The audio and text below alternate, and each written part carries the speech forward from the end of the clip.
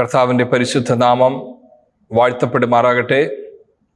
കർത്താവിൻ്റെ വചനം സംസാരിക്കുവാൻ എനിക്ക് ലഭിക്കുന്ന ഈ വിലപ്പെട്ട നിമിഷങ്ങൾക്കായി ഞാൻ കർത്താവിന് മഹത്വം കരയിറ്റുന്നു. കൊലോസ്യ ലേഖനം 1-ാമത്തെ അധ്യായത്തിലേക്കാണ് ഞാൻ നിങ്ങളുടെ ശ്രദ്ധയെ തിരിപ്പാൻ വേണ്ടി താല്പര്യപ്പെടുന്നത്. കൊലോസ്യ ലേഖനം 1-ാമത്തെ അധ്യായം അതിൻ്റെ 24, 28, 29 3 വാക്യങ്ങൾ ഞാൻ പ്രാരംഭത്തിൽ വായിക്കാൻ തുടങ്ങുകയാണ്. കൊലോസ്യ ലേഖനം 1-ാമത്തെ അധ്യായം അതിന്റെ 24, 28, 29 വാക്യങ്ങൾ വായിക്കുന്നു. ഇപ്പോൾ ഞാൻ നിങ്ങൾക്ക് വേണ്ടിയുള്ള കഷ്ടാനുഭവങ്ങളിൽ സന്തോഷിച്ച് ക്രിസ്തുവിന്റെ കഷ്ടങ്ങളിൽ കുറവായുള്ളത് എൻ്റെ ജഡത്തിൽ സഭയായ അവന്റെ ശരീരത്തിനു വേണ്ടി പൂരിപ്പിക്കുന്നു. 28-ാമത്തെ വാക്യം, 29-ാമത്തെ വാക്യം. അവനെ ഞങ്ങൾ അറിയിക്കുന്നതിൽ ഏത് മനുഷ്യനെയും ക്രിസ്തുവിൽ തികഞ്ഞവനായി നിർത്തേണ്ടതിന് ഏത് മനുഷ്യനെയും പ്രബോധിപ്പിക്കുകയും ഏത് മനുഷ്യനോടും സകല ജ്ഞാനത്തോടും കൂടെ ഉപദേശിക്കുകയും ചെയ്യുന്നു. അതിനായി ഞാൻ എന്നിൽ ബലത്തോടെ വ്യാപരിക്കുന്ന അവന്റെ വ്യാപാര ശക്തിക്കൊത്തവണ്ണം പോരാടിക്കൊണ്ട് അധ്വാനിക്കുന്നു. അപ്പോസ്തലനായ പൗലോസിന്റെ ജീവിതത്തിലൂടെ എല്ലാ ശുശ്രൂഷകർക്കും എക്കാലത്തും വേണ്ടിയ 2 പ്രധാന തത്വങ്ങൾ നിങ്ങളോട് സംസാരിക്കുവാനാണ് ഞാൻ കർത്താവിൽ ശരണപ്പെടുന്നത്. അപ്പോസ്തലനായ പൗലോസിനെ ശുശ്രൂഷകർക്ക് ഏവർക്കും മാതൃകയാക്കാവുന്ന അനുഗ്രഹിക്കപ്പെട്ട ശുശ്രൂഷകൻ. ഈ വാക്യങ്ങളിൽ 1-ാം അധ്യായം 24, 28, 29 വാക്യങ്ങളിൽ കാണുന്നത് A minister with passion and A mission. ഭയങ്കര ആവേശം ആ വാക്യങ്ങളിലുണ്ട്. 24-ലും ഉണ്ട്, 28-ലും ഉണ്ട്, 29-ലും ഉണ്ട്. ഞാൻ അധ്വാനിക്കുന്നു, ക്രിസ്തുവിന്റെ കഷ്ടാനുഭവങ്ങളിൽ കുറവായുള്ളത് എൻ്റെ ജഡത്തിൽ സഭയാം ശരീരത്തിന് വേണ്ടി ഞാൻ പൂരിപ്പിക്കുന്നു. 29-ൽ എന്നിൽ ബലത്തോടെ വ്യാപരിക്കുന്ന അവന്റെ വ്യാപാര ശക്തിയാൽ ഐ സ്ട്രെനുവസ്ലി വർക്ക് ഹാർഡ്. അവിടെ കാണുന്നത് പാഷനാ, passion. A pastor with a passion പോരാ. 28-ൽ കാണുന്നത് a pastor with a clear mission. തന്റെ മുമ്പിൽ ദൈവം ഏൽപ്പിച്ചിരിക്കുന്ന ദൈവജനങ്ങളെ അവരെങ്ങനെ ഉള്ളവരായി തീരണമെന്ന് വ്യക്തമായ ഒരു മിഷൻ, എന്റെ മിഷൻ അവരെ ഇങ്ങനെ ആക്കി തീർക്കുകയാ എന്ന് ബോധ്യമുള്ളയാൾ. He knows exactly the conditions of each congregation. എല്ലാ സഭകളെ കുറിച്ചും. ഈ ഒരു സഭയുടെ പ്രത്യേകത എന്ന് പറഞ്ഞാൽ അപ്പോസ്തലനായ പൗലോസ് സ്ഥാപിച്ച സഭയല്ലിത്. ഇതാരാ സ്ഥാപിച്ചതെന്ന് ചോദിച്ചാൽ കൊലോഷ്യൻസ് ചാപ്റ്റർ 1:7 കാണുന്നത് എപ്പാഫ്രാസ് എന്ന് പറഞ്ഞ പൗലോസിന്റെ ഒരു ഡിസൈപ്പിൾ. പൗലോസ് എഫെസസ് പട്ടണത്തിൽ ശുശ്രൂഷിച്ചു കൊണ്ടിരുന്ന സമയത്ത് പൗലോസിൽ നിന്നും വചനം പഠിച്ചു വന്ന ഒരനുഗ്രഹിത ശുശ്രൂഷകനാണ് എപ്പാഫ്രാസ്. എപ്പാഫ്രാസ് ആണ് ഈ സഭ സ്ഥാപിച്ചത് എന്ന് പറഞ്ഞാൽ ദിസ് ഈസ് അൺയൂഷ്വൽ. ഈ ലെറ്റർ അൺയൂഷ്വലാ. സാധാരണഗതിയിൽ പൗലോസ് എപ്പോഴും ലേഖനം എഴുതുന്നത് തനിക്ക് നേരിട്ടറിയാവുന്നതും താൻ സ്ഥാപിച്ചതുമായ സഭകൾക്കാ. ഗലാത്യ സഭ പൗലോസ് സ്ഥാപിച്ചതാണ്. ഫിലിപ്പിയ സഭ പൗലോസ് സ്ഥാപിച്ചതാണ്. തെസ്സലോനിക്ക സഭ പൗലോസ് സ്ഥാപിച്ചതാണ്. കൊരിന്ത് സഭ പൗലോസ് സ്ഥാപിച്ചതാണ്. എന്നാൽ ഈ കൊലോസ്യ സഭ പൗലോസ് അല്ല സ്ഥാപിച്ചത് എന്ന് മാത്രമല്ല, 2-ാം അധ്യായം അതിന്റെ 1-ാമത്തെ വാക്യം നിങ്ങളൊന്ന് ശ്രദ്ധിക്കൂ. 2:1 ഇപ്രകാരമാണ് പറയുന്നത്: നിങ്ങൾക്കും ലവോദിക്കയിലുള്ളവർക്കും ജഡത്തിൽ എൻ്റെ മുഖം കണ്ടിട്ടില്ലാത്ത എല്ലാവർക്കും വേണ്ടി. ഇതുവരെ കണ്ടിട്ട് പോലും ഇല്ല ഇവരെ. പക്ഷേ പൗലോസിന്റെ ലേഖനങ്ങളിലൊക്കെ ഒന്ന് കണ്ണോടിക്കുമ്പോൾ മറ്റു പലയിടത്തും പറഞ്ഞിട്ടുള്ളതിന്റെ ഒരു സംക്ഷിപ്തം എന്ന് പറഞ്ഞാൽ ശുശ്രൂഷകരാരും മിസ്സാക്കരുതാത്ത ഇമ്പോർട്ടന്റ് ആയ പ്രിൻസിപ്പിൾസ് 1-ാം അധ്യായം 24 മുതൽ 29 വരെയുള്ള വാക്യങ്ങളിൽ പോൾസ് ഫിലോസഫി ഓഫ് മിനിസ്ട്രി. എന്താ ശുശ്രൂഷ എന്ന് പറഞ്ഞാൽ പൗലോസ് പറയുക കണ്ണികയിൽ. അതിന്റെ തുടക്കം 24-ഉം 29-ഉം 2 ബ്രാക്കറ്റ് പോലെയാ. നിങ്ങൾ ശ്രദ്ധിച്ചാൽ 24 പറയുന്നു ക്രിസ്തുവിന്റെ കഷ്ടാനുഭവങ്ങളിൽ കുറവായുള്ളത്. അവിടെ കഷ്ടത്തെക്കുറിച്ചാ 24. 29 പറയുന്നത് കഷ്ടത്തെക്കുറിച്ചാ, ഞാൻ അധ്വാനിക്കുന്നു. നോക്കി, അത് ശ്രദ്ധിച്ചേ, 2 ബ്രാക്കറ്റ്. 24 ഞാൻ അധ്വാനിക്കുന്നു, കഷ്ടങ്ങൾ. 29 ഞാൻ അധ്വാനിക്കുന്നു. അതിൻ്റെ ഇടയ്ക്ക് നമ്മളെല്ലാവരും, ഇന്ന് എന്നെ ശ്രദ്ധിക്കുന്ന ഏവരുമേ, നമ്മൾ അത്യാവശ്യമായി ശുശ്രൂഷയോടുള്ള ബന്ധത്തിൽ അറിഞ്ഞിരിക്കേണ്ട വസ്തുക്കൾ ഈ കാര്യങ്ങളിൽ, ഈ വാക്യങ്ങളിൽ അടങ്ങിയിട്ടുണ്ട്. ഈ ഒരു കാര്യം പറയാനുള്ള കാര്യം ഞാൻ പറഞ്ഞല്ലോ, കോൺഗ്രിഗേഷനെ പറ്റി വ്യക്തമായ അറിവുണ്ട്. For Paul ministry was not just a Sunday affair.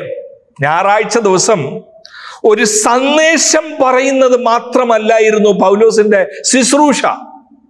He knows in and out of every believer, even in a church like this. കൊലോഷ്യൻ സഭയെ കണ്ടിട്ട് പോലും ഇല്ലെങ്കിലും അവരുടെ അകത്തെ പ്രയാസം എന്താണെന്നറിയാം, അവരെല്ലാവരും ആത്മീക നിലവാരം എന്താണെന്നറിയാം. ഞാൻ ഇതൊക്കെ മനസ്സിലാക്കുമ്പോൾ, ഇന്ന് പകൽ ഞാൻ ഇത് വായിക്കുകയും ധ്യാനിക്കുകയും ചെയ്യുന്നപ്പോൾ ഞാൻ എൻ്റെ മനസ്സിൽ പിന്നെ ഓർക്കുമായിരുന്നു, Paul, what an amazing model you have set for all of us. കർത്തൃ ശുശ്രൂഷയിൽ എൻ്റെ കൂട്ടുവേലക്കാരായ എല്ലാ പ്രിയ കർത്തൃദാസന്മാരെ, നമ്മൾ ശുശ്രൂഷിക്കുന്ന ഓരോ വിശ്വാസിയെ പറ്റി, അവരുടെ ആത്മീക നിലവാരത്തെ പറ്റി, അവരുടെ കുടുംബ ജീവിതത്തെ പറ്റി, അവരുടെ ഹാബിറ്റ്സിനെ പറ്റി, അവർ കുഞ്ഞുങ്ങളെ വളർത്തുന്ന രീതികളെ പറ്റി ഒരു നല്ല ബോധ്യം നമുക്കില്ലെങ്കിൽ നമ്മളുടെ മിഷൻ അതിനെ ബാധിക്കും. കാരണം ഇതൊന്നും അറിയാൻ വയ്യാതെ ഞായറാഴ്ച നമ്മൾ എന്തോ സന്ദേശങ്ങൾ പറയുന്ന ഒരവസ്ഥയിലായി തീരുമെന്നുള്ളതാണ് സത്യം. ഇവിടെ ഈ കൊലോസ്യ പട്ടണത്തെക്കുറിച്ചും വിശ്വാസികളെക്കുറിച്ചും പറഞ്ഞു കേട്ടതാണെങ്കിലും ഒരു നല്ല ബോധ്യം തനിക്കുണ്ടായിരുന്നു. ഇതിന്റെ അടിസ്ഥാനപരമായുള്ള ഒരു കാര്യം, പൗലോസിന്റെ മനസ്സിൽ ഒരു കോൺഗ്രിഗേഷനെ കണ്ട് അതിൽ തൃപ്തിപ്പെടുന്ന ഒരാളേ അല്ല പൗലോസ്. അത് ഒന്നിലധികം തവണ പൗലോസ് അത് വ്യക്തമായി പറഞ്ഞിട്ടുണ്ട്. എൻ്റെ മനസ്സിൽ ഓടി വരുന്ന വാക്യങ്ങൾ, 1 കൊരിന്ത്യർ ലേഖനം 3:13 പൗലോസ് പറയുക, യെസ്, കൊരിന്തിൽ ഒരു സഭയുണ്ടെന്നുള്ളത് ശരിയാ, എല്ലാവരും അന്യഭാഷകളിൽ സംസാരിക്കുന്നു എന്നുള്ളത് ശരിയാണ്, പ്രവചനവരം ഇതൊക്കെ ഉണ്ടെന്നുള്ളത് ശരിയാണ്. പക്ഷെ പൗലോസ് പറയുക 1 കൊരിന്ത്യർ 3:13 ആ ദിവസം, വരുവാനുള്ളൊരു ദിവസം, ആ ദിവസം അതിനെ തെളിവാക്കും, എൻ്റെ ശുശ്രൂഷയെ തെളിവാക്കുന്ന ഒരു ദിവസം, വിശ്വാസികളുടെ അസൽ അവസ്ഥകളെ പൊളിക്കുന്ന, വെളിച്ചത്തിൽ കൊണ്ടുവരുന്ന ഒരു കർത്തൃ ദിവസം, യേശു കർത്താവിന്റെ വരവിനെ കുറിച്ച് സൂചിപ്പിക്കുന്ന ഒരു വലിയ ലൈറ്റ് അടിക്കുന്നത് പോലെ ആ ദിവസം, ആ ദിവസം അതിനെ തെളിവാക്കും. അത് തീയോടെ വെളിപ്പെട്ട് വരും. ശുശ്രൂഷയെ പറ്റി ഒരു നല്ല ബോധ്യം എന്ന് പറഞ്ഞാൽ, മിനിസ്ട്രി എന്ന് പറയുന്നത് ഇന്ന് എന്തെങ്കിലും ചെയ്തു കൂട്ടുന്നത് മാത്രമല്ല, ഇതിനെല്ലാം ഞാൻ കണക്ക് കൊടുക്കേണ്ടി വരും. തീയോടെ വെളിപ്പെട്ട് വരും.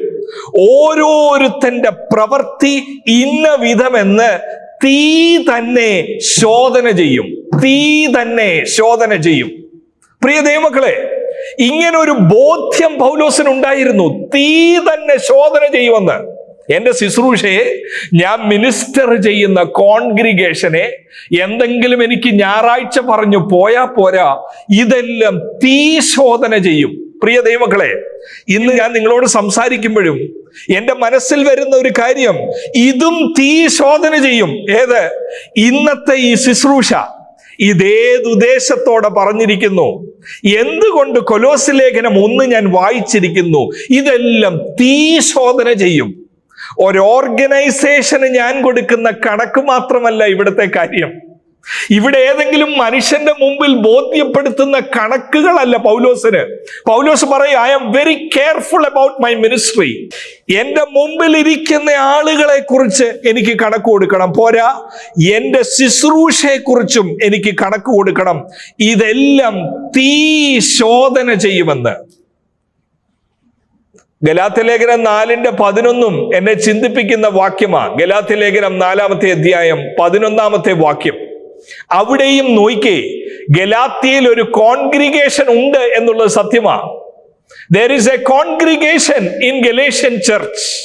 പക്ഷെ അവിടെ പറയുന്നത് എന്താണെന്നറിയാമോ? ഞാൻ നിങ്ങൾക്ക് വേണ്ടി അധ്വാനിച്ചത് വെറുതെയായി എന്ന് ഞാൻ ഭയപ്പെടുന്നു എന്ന് പറഞ്ഞാൽ പ്രസംഗം കൊണ്ട് തീരുന്നതല്ലിത്. എനിക്കിതിനെല്ലാം കണക്ക് കൊടുക്കണം. ഇവിടെ ചർച്ച് ഉണ്ടെന്ന് പറഞ്ഞ് സന്തോഷിച്ചാൽ ഇത് പോകാനൊക്കത്തില്ല. ഇതിന് കണക്ക് കൊടുക്കണം. ഞാൻ ഇതെല്ലാം ചെയ്തത് വെറുതെ ആയിപ്പോയോ എന്ന് പറഞ്ഞാൽ ആ ദിവസത്തെ മുൻപോട്ട് നോക്കിയുള്ള ഒരു ശുശ്രൂഷ. എന്നെ കേൾക്കുന്ന പ്രിയ കർത്താവിന്റെ ദാസന്മാരെ, എൻ്റെ സഹോദരന്മാരെ, സഹോദരിമാരെ, എൻ്റെ പിതാക്കന്മാരെ, നമ്മൾ എല്ലാവരും ഇതിനെക്കുറിച്ചൊന്ന് ചിന്തിക്കുന്നത് നല്ലതാണ്. ശുശ്രൂഷ എന്നുള്ളത് it is not about getting away with the minimum റിക്വയർമെന്റ്സോ അങ്ങനെയുള്ളൊരു കാര്യത്തിൽ ഒരു കോൺഗ്രിഗേഷനെ കണ്ടു, അതിൽ തൃപ്തിപ്പെട്ടു, നമ്പർ കൂടുന്നുണ്ട്, അതിൽ സന്തോഷിച്ചു, അങ്ങനെ തീരുന്ന ഒരു അഫെയർ അല്ല പൗലോസിന്. തീ ശോധന ചെയ്യുന്ന ഒരു മിനിസ്ട്രി. അവിടെ ഒരു ക്രമക്കേട് നടന്നാൽ, ദൈവത്തിന്റെ പർപ്പസിലേക്ക് കോൺഗ്രിഗേഷൻ വരാതിരുന്നാൽ, പൗലോസ് പറയുന്നത് എന്റെ അധ്വാനമെല്ലാം വെറുതെ ആയി പോയ പോലെ, നിങ്ങൾ വന്നിരിക്കുന്നതിന്റെ ഉദ്ദേശം എന്താണ് എന്ന് ചിന്തിക്കുന്ന പൗലോസ്. പ്രിയ ദൈവമക്കളെ, ഈ കൊലോസ്യ ലേഖനം 1 ഞാൻ നിങ്ങളെ അടുപ്പിക്കുകയാണ്. നിങ്ങളുടെ ചിന്തകൾ 1:24 ഒന്ന് ശ്രദ്ധിക്കണം. The life style of A minister. 1:24 അതാണ് പ്രാരംഭമായി ഞാൻ നിങ്ങളുടെ മുമ്പിൽ വെക്കുന്ന ഒന്നാമത്തെ കാര്യം. ഈ തീ ശോധന ചെയ്യുമെന്ന് അറിയാവുന്നത് കൊണ്ട് ഓടുന്നതും അധ്വാനിക്കുന്നതുമെല്ലാം വെറുതെ ആയി പോകാൻ സാധ്യതയുണ്ടെന്നുള്ള ഉത്തമ ബോധ്യമുള്ളത് കൊണ്ട് പൗലോസിന്റെ ആ ക്രൈസ്റ്റ് ഷേപ്ഡ് മിനിസ്റ്റീരിയൽ ലൈഫ് ഞാൻ നിങ്ങളെ ഒന്ന് പരിചയപ്പെടുത്തുക. 1-ാമത്തെ അധ്യായം 24-ാമത്തെ വാക്യം ഒരു പ്രാവശ്യം കൂടെ ഞാൻ വായിക്കുക. ഇപ്പോൾ ഞാൻ നിങ്ങൾക്ക് വേണ്ടിയുള്ള കഷ്ടാനുഭവങ്ങളിൽ, എന്നെ ചിന്തിപ്പിച്ച ഒരു വാക്കാണത്. നിങ്ങൾക്ക് വേണ്ടിയുള്ള കഷ്ടാനുഭവങ്ങളിൽ നിന്നോ? പൗലോസേ, അതെന്താ അങ്ങനെ പറയാൻ കാര്യം? ഇവരെ കണ്ടിട്ട് പോലുമില്ലെന്നാണല്ലോ പറഞ്ഞത്, അല്ലേ? ഞാൻ നിങ്ങളെ കണ്ടിട്ട് പോലുമില്ല എന്ന് 2-ാമത്തെ അധ്യായം 1-ാമത്തെ വാക്യത്തിൽ പറഞ്ഞു. പിന്നെ എന്തുകൊണ്ടാണ് ഇവിടെ പറയുന്നത് നിങ്ങൾക്ക് വേണ്ടിയുള്ള കഷ്ടാനുഭവങ്ങളിൽ? എവിടാ പൗലോസ് എന്നറിയാമോ?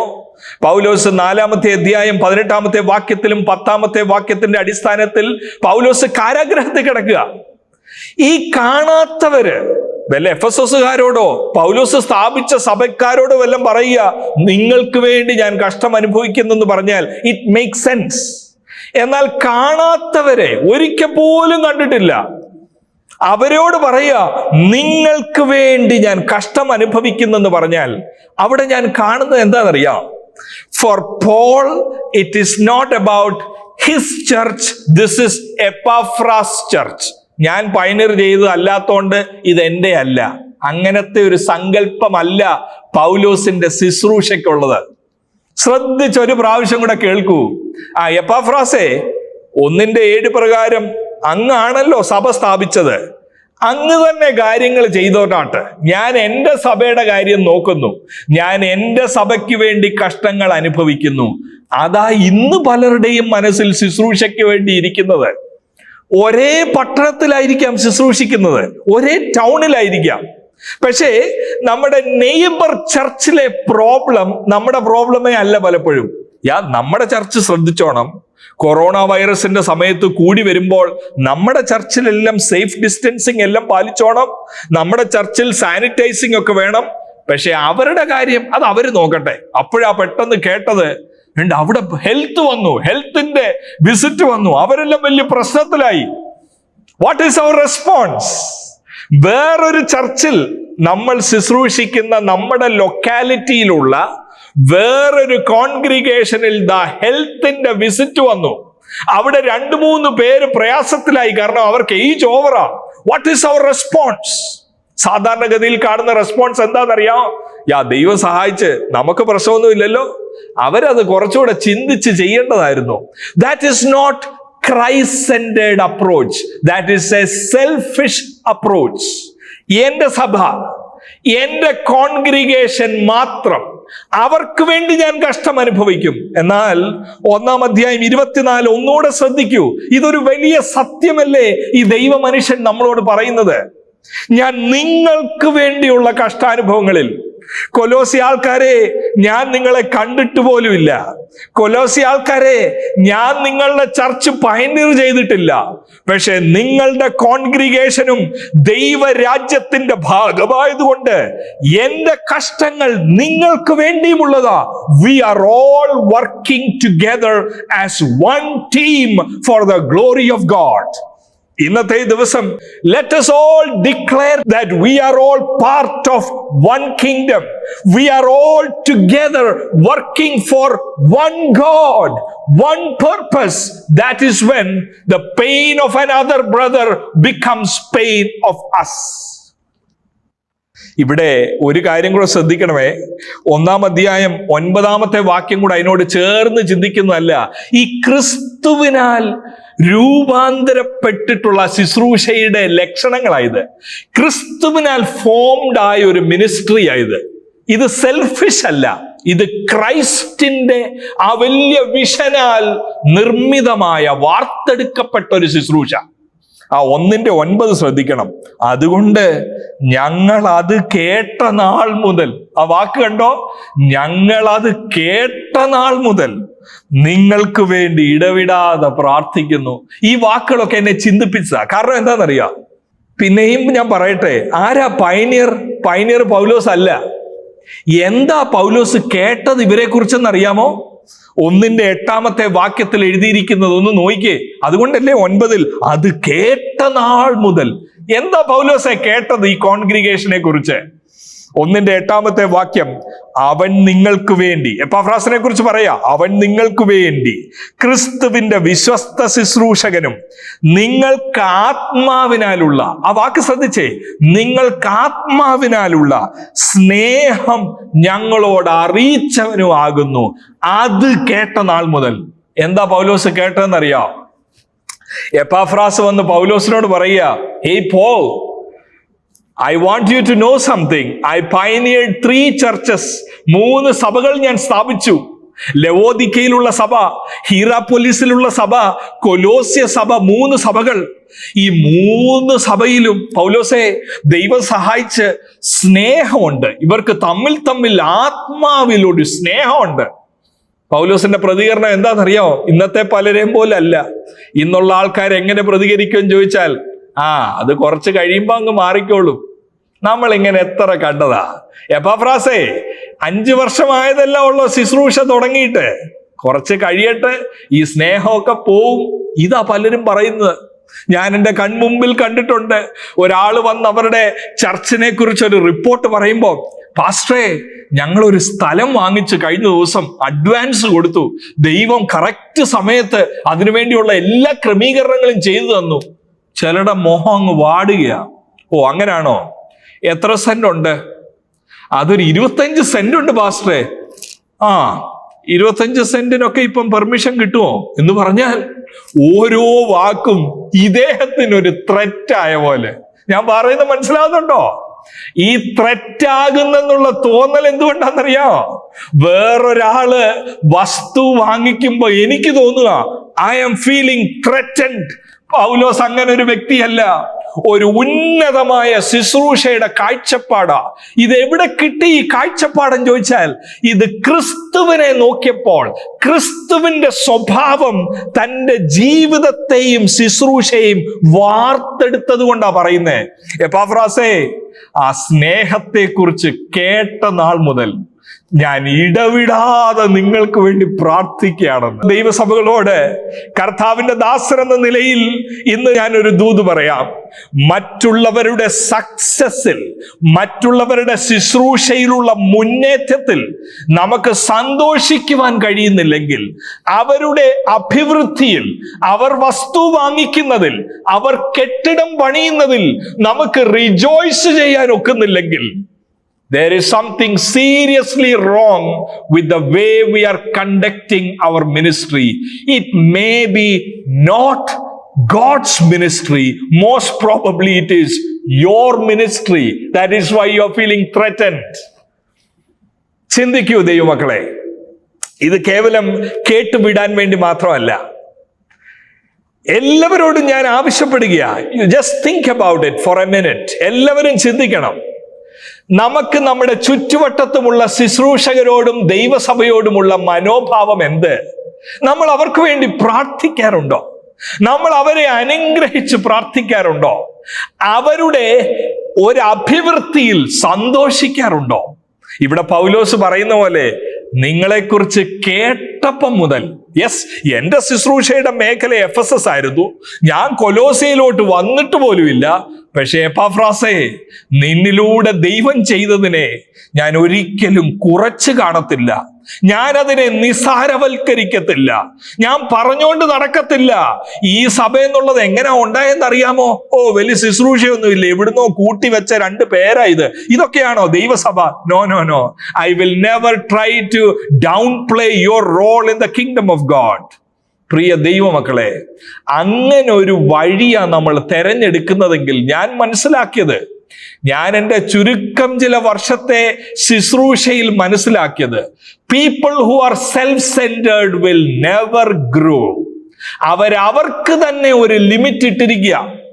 മറ്റൊരാളുടെ ശുശ്രൂഷയിൽ അവരെ പ്രോത്സാഹിപ്പിക്കാനൊക്കാത്തവർ, മറ്റൊരാളിന്റെ ശുശ്രൂഷയെ ഒരു കൈത്താങ്ങൽ കൊടുക്കാനൊക്കാത്തവർ, പ്രാർത്ഥിക്കാനൊക്കാത്തവർ, ഹൃദയത്തിൽ നിന്ന് സന്തോഷിക്കാനൊക്കാത്തവർ, they are restricting their own growth because they have no clue about the kingdom of God.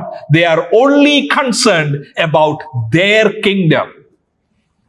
ഇന്ന് എന്നെ കേൾക്കുന്ന നമുക്കിൽ ആർക്കും അങ്ങനെ ഒരു പരാജയം വരാതിരിക്കട്ടെ. നമ്മൾ ആരും നമ്മുടെ രാജ്യം അല്ല പണിയുന്നത്, ഇത് നമ്മുടെ സഭകളല്ല. ഈ ചിലർ പറയുന്ന പോലെ, ഇത് എന്റെ സഭ, ഞാൻ അപ്പോയിന്റ് ചെയ്ത വേലക്കാർ. No no no, church belongs to God. Church people, everything belongs to God. അതിന്റെ ഏറ്റവും വലിയ ഉദാഹരണം, കൊരിന്ത് സഭയിൽ ഭയങ്കരമായ പ്രശ്നം ഉണ്ടായി. എന്താ പ്രശ്നം എന്നറിയാമോ? കോൺഗ്രിഗേഷൻ എല്ലാം കൂടി പറഞ്ഞു, അപ്പൊല്ലോസ് വലിയ പ്രസംഗകനാ, പത്രോസ് വലിയ ബിഷപ്പാ, പക്ഷേ ഞങ്ങളെല്ലാം ഫൗണ്ടിങ് പാസ്റ്ററിന്റെ കൂടെ. We all belong to Paul. അവിടെ പൗലോസിന്റെ പാർട്ടിക്കാരായി, അവിടെ അപ്പൊല്ലോസിന്റെ പാർട്ടിക്കാരായി, അവിടെ കേഫാവിന്റെ പാർട്ടിക്കാരായി, അവിടെ യേശുവിന്റെ പാർട്ടിക്കാരായി. എങ്ങനെയാ പൗലോസ് റെസ്പോണ്ട് ചെയ്തതെന്നറിയാം? എഗെയിൻ ഞാൻ പറയാ, ഇന്നുള്ള പലരിൽ നിന്നും he was so different because he had a different vision altogether. He had a different passion altogether. His passion was not to see his kingdom grow. His passion was to see the kingdom of God grow. അതുകൊണ്ട് എന്താ പൗലോസ് Corinth ലേഖനത്തിൽ എഴുതിയെന്നറിയാം? പൗലോസ് ആരാ? Apollos ആരാ? ഞങ്ങളൊക്കെ കാലാകാലങ്ങളിൽ നിങ്ങളോട് ദൈവവചനം പറഞ്ഞു തന്നെന്നുള്ളത് മാത്രമല്ല ഉള്ളൂ. കൊരിന്ത് സഭയെ, നിങ്ങൾക്ക് വേണ്ടി ജീവൻ തന്നത് ഒരുവൻ മാത്രമാ, നിങ്ങൾ യേശുവിനുള്ളവയാ.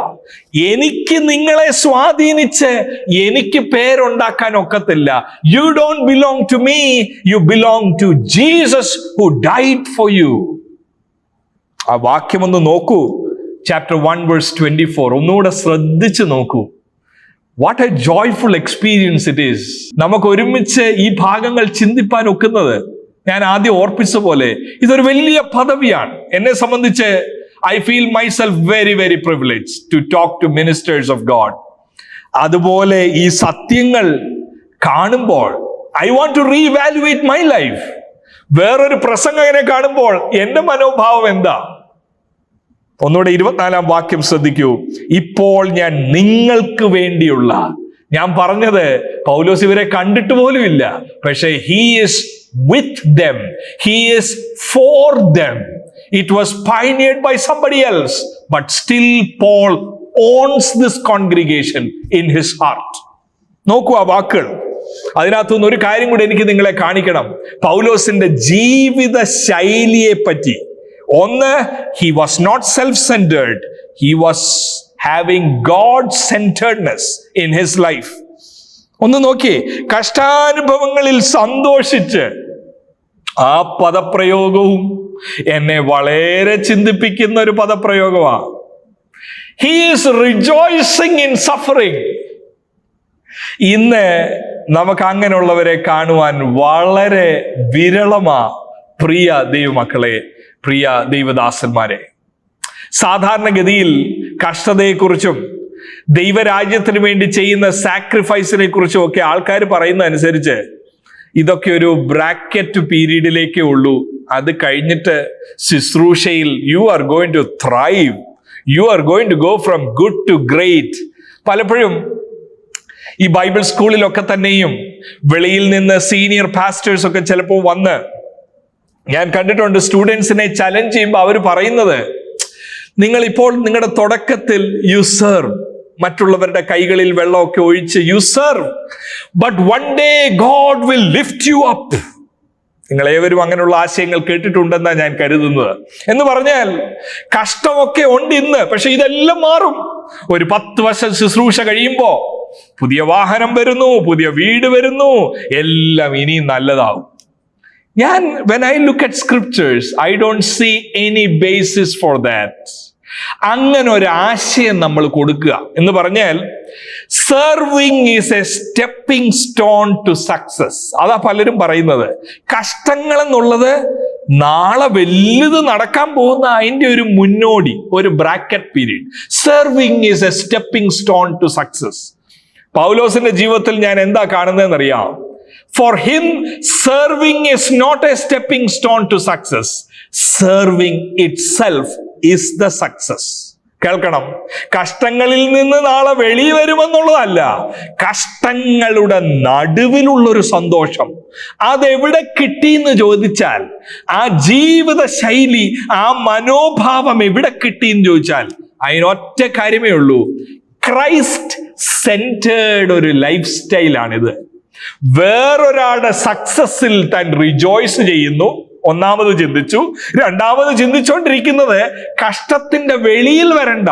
ഇന്ന് കഷ്ടം അനുഭവിക്കും, നാളെ എനിക്കറിയാം 10 വർഷം കഴിയുമ്പോ ഞാൻ ഒരു AC റൂമിൽ ഇരുന്ന് I am going to enjoy. No, അത് it is not Paul. It is not the vision of apostle Paul. പൗലോസ് പറയുന്നത് കഷ്ടങ്ങളിൽ ഞാൻ സന്തോഷിക്കുന്നു. Because his life is shaped by the model of Jesus Christ. യേശുവിന്റെ ജീവിതമാ തൻ്റെ ശുശ്രൂഷ ജീവിതത്തെ ഷേപ്പ് ചെയ്തിരിക്കുന്നത്. ഒരു പോപ്പുലർ പ്രീച്ചറിന്റെ ലൈഫ് അല്ല. നോക്കൂ, ആ വാക്യം ഒന്നുകൂടെ നോക്കൂ.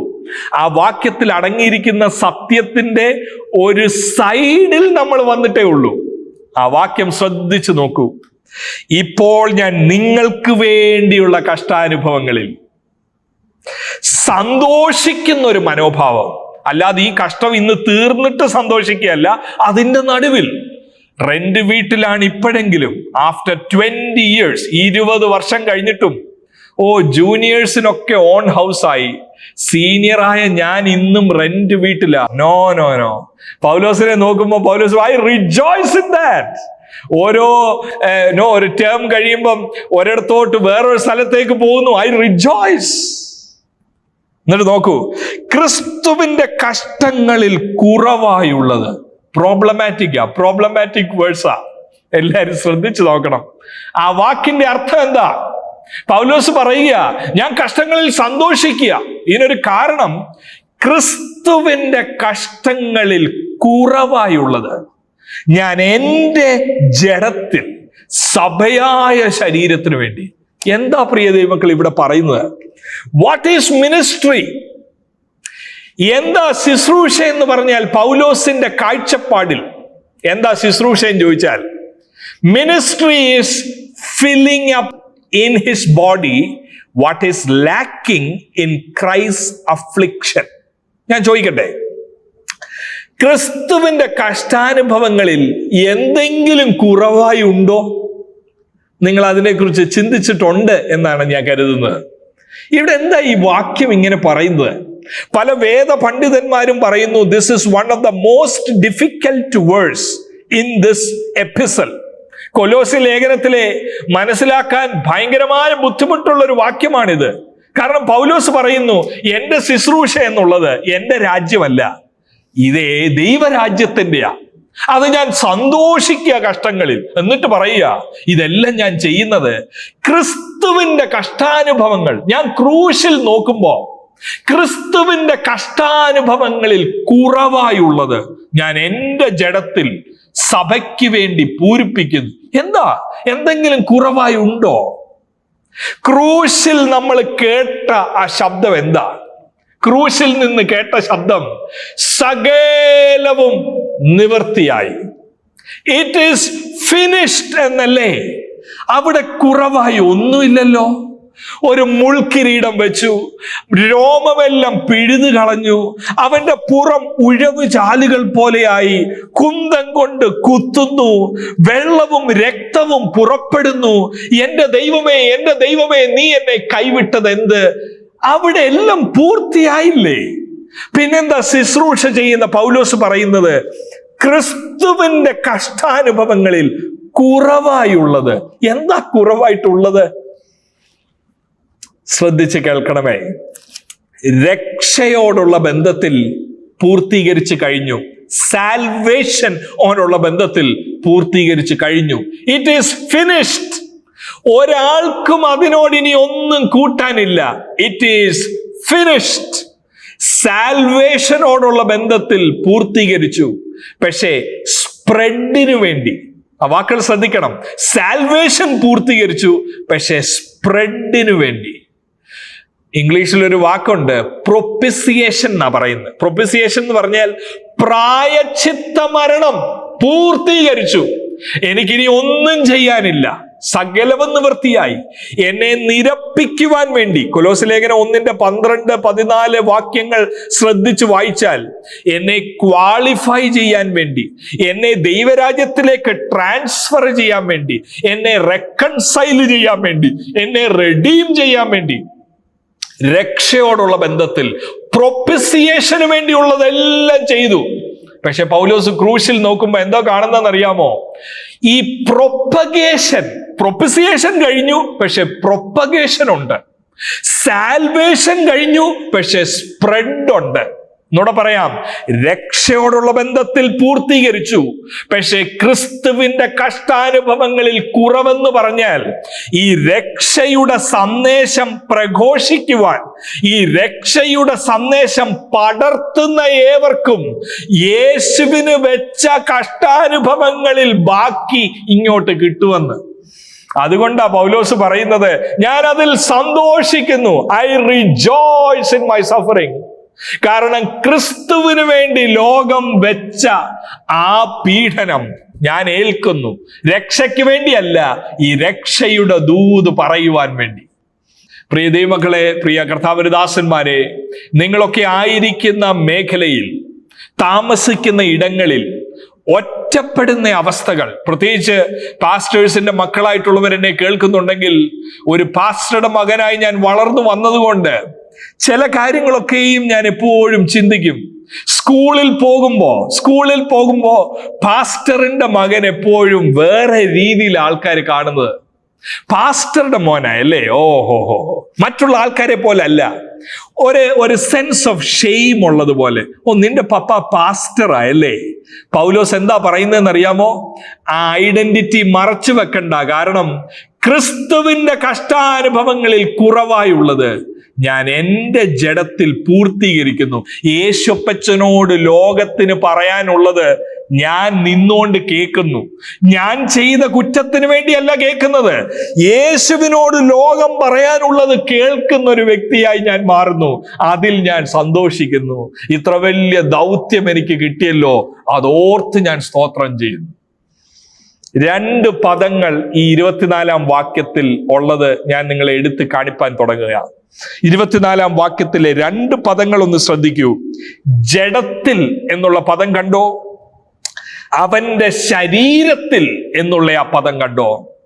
എന്താ പ്രിയ ദൈവമക്കളെ പൗലോസിന്റെ കാഴ്ചപ്പാടിലുള്ള ശുശ്രൂഷ? Not growing his kingdom, he is working for God's kingdom. രണ്ടാമത് നമ്മൾ കണ്ടത്, in the midst of suffering he is rejoicing. He is not waiting for suffering to get over. കഷ്ടം കഴിഞ്ഞിട്ട് സന്തോഷിക്കാനല്ല, അതിൻ്റെ നടുവിൽ സന്തോഷിക്കുക. പക്ഷെ ഈ 2 കാര്യങ്ങൾ, ജഡത്തിൽ, ശരീരത്തിന്, ഇതെന്തിനാ ഞാൻ ഈ 2 പദവും എടുത്തു പറഞ്ഞതെന്നറിയാം? ഈ ജഡത്തിൽ എന്നുള്ള പദം ആദ്യമായിട്ടല്ല ഈ കൊലോസ്യ ലേഖനത്തിൽ 24-ാം വാക്യത്തിൽ കാണുന്നത്.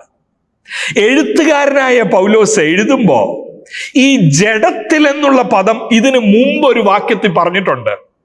ആ വാക്യം മനസ്സിലാക്കുമ്പോഴേ പൗലോസിന് തന്റെ ശുശ്രൂഷയെക്കുറിച്ചുള്ള കാഴ്ചപ്പാടിന്റെ ആ വലുപ്പം നമുക്ക് തിരിച്ചറിയാൻ സാധിക്കത്തുള്ളൂ. ഏത് വാക്യത്തിലാണെന്നറിയാമോ? 1:22 വാക്യം ശ്രദ്ധിക്കൂ. എന്റെ ജഡത്തിൽ ഞാൻ പൂരിപ്പിക്കാമെന്ന് പറയുമ്പോ ആ ജഡം, ഫ്ലഷ് എന്നുള്ള പദം 22 വാക്യത്തിൽ കാണുന്നു. 22 വാക്യത്തിൽ എന്താ പൗലോസ് പറയുന്നത്? ശത്രുക്കളുമായിരുന്ന നിങ്ങളെ അവന്റെ മുമ്പിൽ വിശുദ്ധരും നിഷ്കളങ്കരും കുറ്റമില്ലാത്തവരുമായി നിർത്തേണ്ടതിന് അവനിപ്പോൾ, യേശുവിനെ കുറിച്ച് പറയാ, യേശു ഇപ്പോ തന്റെ ജഡശരീരത്തിൽ തന്റെ മരണത്താൽ നിരപ്പിച്ചു. ഓഹോഹോ, ആ വാക്കുകൾ കണ്ടോ? What is ministry? എന്താ മിനിസ്ട്രി എന്ന് ചോദിച്ചാൽ, ഞാൻ യേശുവിനെ നോക്കുമ്പോ യേശുവിന്റെ ജഡത്തിൽ ഒരു കാര്യം നടന്നു. എന്തോ നടന്നു? നിരപ്പ് നടന്നു. അങ്ങനെയല്ലേ 22 പറയുന്നത്? ആ ജഡത്തിൽ, ആ ഫ്ലഷിൽ, യേശുവിന്റെ ജഡത്തിലേറ്റ കഷ്ടങ്ങൾ കൊണ്ട് നിരപ്പ് വന്നു. 22 വാക്യം, ശത്രുക്കളായിരുന്ന നിങ്ങളെ വിശുദ്ധരാക്കി, നിഷ്കളങ്കരാക്കി. എങ്ങനെ? ജഡത്തിൽ. ആരുടെ ജഡത്തിൽ? യേശുവിന്റെ ജഡത്തിൽ. പക്ഷെ പൗലോസിന്റെ ശുശ്രൂഷയുടെ കാഴ്ചപ്പാട് എന്താണെന്നറിയാം? ആ വലിയ ത്യാഗത്തിന്റെ മുമ്പിൽ ഞാൻ എൻ്റെ ജഡം വെച്ചു കൊടുക്കുകയാ. യേശുവിന്റെ ജഡത്തിൽ ചെയ്തത് കണ്ട് ഹല്ലേലൂയ, സ്തോത്രം, എന്നെ കർത്താവ് വേലയ്ക്കായി വിളിച്ചല്ലോ, സ്തോത്രം. അല്ല, അതല്ല പൗലോസിന്റെ ശുശ്രൂഷയുടെ സങ്കല്പം. അതല്ല പൗലോസിന്റെ ശുശ്രൂഷയുടെ സങ്കല്പം എന്ന് പറഞ്ഞാൽ, ഓ ആ വലിയ ക്രൂശിൽ ചൊരിഞ്ഞ രക്തം കൊണ്ട് ഞങ്ങളെ വീണ്ടെടുത്തു, ഈ സദ്വർത്തമാനം ഞാൻ എല്ലാവരോടും പോയി പറഞ്ഞേക്കാം. അതല്ല പൗലോസിന്റെ ശുശ്രൂഷയുടെ കാഴ്ചപ്പാട്. ആ ജഡത്തിലേറ്റ കഷ്ടാനുഭവങ്ങൾ കൊണ്ട് നിരപ്പ് വന്നെങ്കിൽ ഞാൻ എൻ്റെ ജഡം കൊടുക്കാൻ തയ്യാറാ. എൻ്റെ ജഡത്തിൽ പൂരിപ്പിക്കുവാൻ വേണ്ടി നിരപ്പ് നടന്നു. പക്ഷെ ശുശ്രൂഷയ്ക്കായി എൻ്റെ ജഡം ഞാൻ കൊടുക്കാൻ തയ്യാറാ. This is a big challenge for all of us. എനിക്കും നിങ്ങൾക്ക് ഒരുപോലെ ഇതൊരു വെല്ലുവിളിയാ.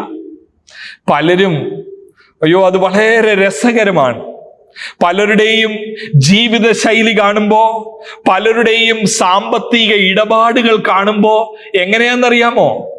ശുശ്രൂഷ എന്നുള്ളത് ഒരു മീൻസ് ആണ്. പലപ്പോഴും മീൻസ്. എന്തിനുള്ള മീൻസ് ആണെന്നറിയാമോ? ടു ഗ്യാദർ മണി. പൈസ ഉണ്ടാക്കാനുള്ള ഒരു മാർഗമാ ശുശ്രൂഷ. വളരെ സങ്കടകരത്തോടാണ് ഞാനിത് പറയുന്നത്. എന്തെന്ന് ചോദിച്ചാൽ, അങ്ങനെയുള്ളവരുടെ എണ്ണം ധാരാളം. ഒരു 30 വർഷത്തെ ശുശ്രൂഷ കഴിയുമ്പോൾ പറയാനുള്ള ടെസ്റ്റിമണി എന്താന്ന് ചോദിച്ചാൽ, എനിക്കൊരു സൈക്കിള് മാത്രമേ ഉള്ളായിരുന്നു, പക്ഷെ 30 വർഷത്തെ ശുശ്രൂഷ കൊണ്ട് എനിക്കിന്ന് എല്ലാം ഉണ്ട്. ഞാനൊരു കാര്യം പറയാം, നമ്മൾ കേൾക്കുന്ന പല പോപ്പുലർ പ്രീച്ചേഴ്സിനും, വലിയ പ്രസിദ്ധരായ കൺവെൻഷൻ പ്രഭാഷകർക്കും വലിയ സുവിശേഷകർക്കും പറയാനുള്ള സാക്ഷ്യം ഇതാ: എല്ലാം എനിക്കിന്നുണ്ട്, ഞാൻ വലിയ മുതലാളിയായി മാറി. വലിയ മുതലാളി, റബ്ബർ എസ്റ്റേറ്റ് വാങ്ങിച്ച കൺവെൻഷൻ പ്രഭാഷകരുണ്ട്. നിങ്ങൾക്ക് വിശ്വസിക്കാമോ? എവിടെ കിട്ടി പാസ്റ്ററെ പൈസ? അതെല്ലാം ഈ സുവിശേഷം പ്രസംഗിച്ച ആൾക്കാർ കൊടുത്ത ഓഫറിങ്ങാ. ഇതെല്ലാം കൊണ്ട് ബാങ്കിലിട്ട് മക്കളെ എല്ലാം അമേരിക്കയിലും അയച്ച് കുറെ വസ്തുക്കളും വാങ്ങിച്ച് മുതലാളിമാരായി തീർന്നു. ഇവരാണ് ദൈവസഭയ്ക്ക് ഏറ്റവും വലിയ വെല്ലുവിളി. അത് ഞാൻ പറയാം, ഇവരാണ് വെല്ലുവിളി. എങ്ങനെ? കപടവേലക്കാർ, ഇതൊരാദായ സൂത്രമാക്കി മാറ്റിയവർ, ദൈവസഭയെ വിറ്റ്, കൺവെൻഷൻ വേദികളെ വിറ്റ് പൈസ ഉണ്ടാക്കി സ്വാർത്ഥരായി മാറിയ ശുശ്രൂഷകർ. ഇവർ വെല്ലുവിളിയാണ്. അവിടെ പൗലോസ് പറയുന്നത്, ഞാൻ എൻ്റെ ജഡം വെച്ച് കൊടുക്കാൻ തയ്യാറാണ്. അയ്യോ, അപ്പം പാസ്റ്റർ പൈസ ഒന്നും ഇല്ലാതാണോ ജീവിക്കുന്നത്? പാസ്റ്റർ എന്താ ഇങ്ങനൊക്കെ പറയുന്നത്? എനിക്ക് പൈസ വേണം, നിങ്ങൾക്കും പൈസ വേണം. പൈസ ഇല്ലാതെ നമുക്ക് ആർക്കും ജീവിക്കാൻ ഒക്കത്തില്ല. വേലക്കാരൻ തന്റെ കൂലിക്ക് യോഗ്യൻ. മെതിക്കുന്ന കാളയ്ക്ക് മുഖക്കൊട്ട കെട്ടരുത്. 1 കൊരിന്ത്യർ 9 റൈറ്റാണ് സുവിശേഷം പ്രസംഗിക്കുന്നവർക്ക്. 2 തെസ്സലോനിക്കർ 3-ാമത്തെ അധ്യായത്തിൽ ശുശ്രൂഷ ചെയ്യുന്നവരുടെ റൈറ്റാണ്. പക്ഷേ ഞാൻ സംസാരിക്കുന്നത് പണം വാങ്ങിക്കുന്നതിനെ കുറിച്ചല്ല, പണക്കാരനാകാനുള്ള ആ വ്യഗ്രതയെ കുറിച്ചാണ്. സുവിശേഷ വേല പണമുണ്ടാക്കാനുള്ള ഒരു മാർഗമാക്കുന്നതിനെ കുറിച്ചാണ് ഞാൻ പറയുന്നത്. കാരണം പൗലോസ് ഇവിടെ ഉയർത്തുന്ന വെല്ലുവിളി, ഞാൻ കഷ്ടങ്ങളിൽ സന്തോഷിക്കുന്നു. ഞാൻ എൻ്റെ ജഡത്തിൽ ആ മാതൃക, ക്രൂശിൽ കണ്ട മാതൃക, ആ മാതൃക എന്താ? തന്നെത്താൻ താഴ്ത്തിയ മാതൃക. ആ മാതൃക എന്താ? സ്വന്തം ശരീരം ഏൽപ്പിച്ചു കൊടുത്ത് മറ്റുള്ളവരെ അടുപ്പിക്കുന്ന, ദൈവത്തിങ്കലേക്ക് അടുപ്പിക്കുന്ന മാതൃക. അതുപോലെ ശുശ്രൂഷ, എന്റെ പദവികൾ ഉപേക്ഷിച്ച് എനിക്ക് വെക്കാമെന്ന, എനിക്കുണ്ടാക്കാവുന്ന സാമ്പത്തിക ലാഭങ്ങൾ മാറ്റിവെച്ച് ശുശ്രൂഷയിലൂടെ ദൈവജനത്തെ യേശുവിങ്കലേക്ക് അടുപ്പിക്കുന്ന ശ്രേഷ്ഠകരമായ ശുശ്രൂഷയെ കുറിച്ചാണ് പൗലോസ് പറയുന്നേ. നമ്മുടെ സമയം അതിവേഗം കടന്നു പോകുന്നു. ഒരുപാട് കാര്യങ്ങൾ ഇനിയും പറയാനുണ്ട്. ശരീരമെന്നൂടെ നോക്കിയേ. ആ ജഡമെന്നുള്ളത് ഞാൻ പറഞ്ഞു. ജഡമെന്നുള്ള പദം യേശുവിന്റെ ജഡം 1:22. ആ ജഡത്തിലുള്ള കഷ്ടങ്ങൾ കണ്ടപ്പം പറയുക, ഞാൻ എൻ്റെ ജഡം തന്നേക്കാം. ഞാൻ ഹല്ലേലൂയ സ്തോത്രം പറഞ്ഞു പോവുകയല്ല. ക്രിസ്തുവിന്റെ ജഡം കണ്ടപ്പോ, ആ ക്രൂശ് കണ്ടപ്പോ, ഞാൻ എൻ്റെ ജഡവും തരാം. എവിടെ കിട്ടി പൗലോസേ ഈ വാക്ക്? അവന്റെ ശരീരത്തിന് വേണ്ടി പൂരിപ്പിക്കുന്നു. ഇതെവിടെ കിട്ടി? ശരീരമെന്നുള്ള വാക്കും 24-ാം വാക്യത്തിൽ ആദ്യമായിട്ടല്ല കാണുന്നത്. പ്രിയ ദൈവമക്കളെ, ദൈവവചനം പഠിക്കുമ്പോൾ വളരെ മനോഹരമാണ് ആ മുമ്പുള്ള വാക്യങ്ങളൊക്കെ വായിച്ച് പഠിക്കുന്നത്. ശരീരമായ സഭയ്ക്ക് വേണ്ടി ഞാൻ ഇത് എനിക്ക് വേണ്ടിയല്ല. പൗലോസ് പറയുക, I am considering it as a privilege. ഇങ്ങനെ ഒരു പദവിയായിട്ടാണ് ഞാൻ ഈ ശുശ്രൂഷ കാണുന്നത്. എന്തെന്ന് ചോദിച്ചാൽ, ഇത് അവന്റെ സഭയായ ശരീരം. അത് എവിടെ കിട്ടി? എവിടെ കിട്ടി ശരീരം എന്നുള്ള പദം? 1:18 ശ്രദ്ധിക്കൂ. അവിടെ എഴുതിയിട്ടുണ്ട് ശരീരം. ജഡമെന്നുള്ളത് 22 എഴുതിയിട്ടുണ്ടെങ്കിൽ ശരീരമെന്നുള്ള വലിയ സങ്കല്പം 18-ാമത്തെ വാക്യത്തിൽ എഴുതിയിട്ടുണ്ട്. 18 ഇപ്രകാരമാ, അവൻ സഭയെന്ന ശരീരത്തിന്റെ തലയും. ഒരു ഭയങ്കര ബോധ്യമുണ്ട്. ഞാൻ ആർക്ക് വേണ്ടിയായി അധ്വാനിക്കുന്നത്? ഞാൻ അധ്വാനിക്കുന്നത് എനിക്ക് വേണ്ടിയല്ല, ശരീരത്തിന് വേണ്ടി. ഈ ശരീരത്തിന്റെ തല ആരാണ്? ഈ ശരീരത്തിന്റെ തല മൂക്കിൽ ശ്വാസമുള്ള ഒരു വ്യക്തിയല്ല, ഒരു വലിയ മൾട്ടി മില്യനെയർ അല്ല. ഈ ശരീരത്തിന്റെ തല ആരാണെന്നുള്ള വിവരണം 1-ാം അധ്യായം 15 മുതൽ എഴുതിയിട്ടുണ്ട്. അദൃശ്യനായ ദൈവത്തിന്റെ പ്രതിമയാണവൻ, ആദ്യ ജാതനാണവൻ, എല്ലാറ്റിനും മുമ്പേ ഉള്ളവനാണവൻ, സകലവും അവൻ നിമിത്തമാണ് ഉണ്ടായത്.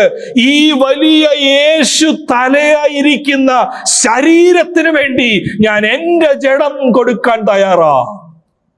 യേശുവിനെ കുറിച്ച് ഒരു കാഴ്ചപ്പാടാണ് ഈ 1:24 പ്രതിഫലിക്കുന്നത് മുഴുവൻ. എന്താണെന്ന് ചോദിച്ചാൽ, ഇതൊരു സെമിനാരിയിലും കിട്ടത്തില്ല, ഇതൊരു ബുക്കിലും കിട്ടത്തില്ല. ഇത് ശരിക്കും കർത്താവായി നമ്മുടെ എല്ലാവരുടെയും ജീവിതത്തിൽ ചെയ്തു തരണം. എന്തെന്ന് ചോദിച്ചാൽ, യേശുവിന്റെ ആ രൂപം നമ്മൾ കാണുമ്പോഴാ എൻ്റെ ജീവിതശൈലി മാറുന്നത്.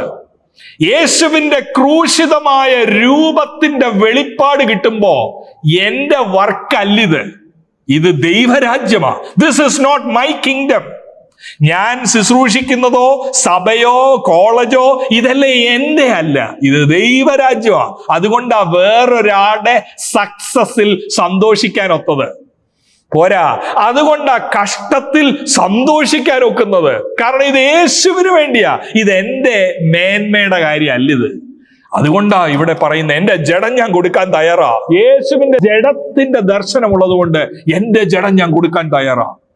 യേശു തലയായിരിക്കുന്ന സഭയ്ക്ക് വേണ്ടി ഞാനും അധ്വാനിക്കാൻ തയ്യാറാ. ഇന്ന് നമ്മൾക്ക് എല്ലാവർക്കും ഒരു പ്രാവശ്യം കൂടെ ഒരു തീരുമാനം എടുക്കണം. എന്തിന്റെ തീരുമാനമാണെന്നറിയാമോ?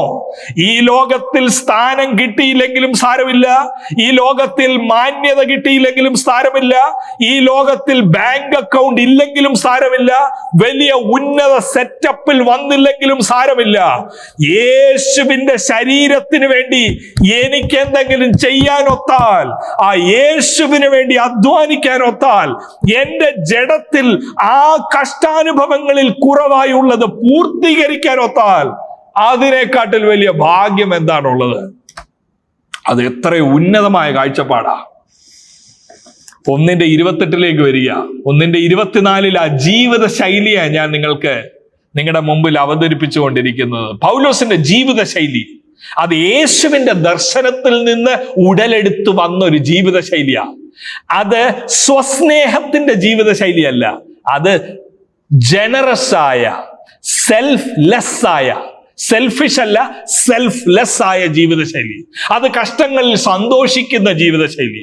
അത് ശരീരത്തെക്കുറിച്ചുള്ള വെളിപ്പാടുള്ള, ജഡമേൽപ്പിച്ചു കൊടുക്കുന്ന ജീവിതശൈലി.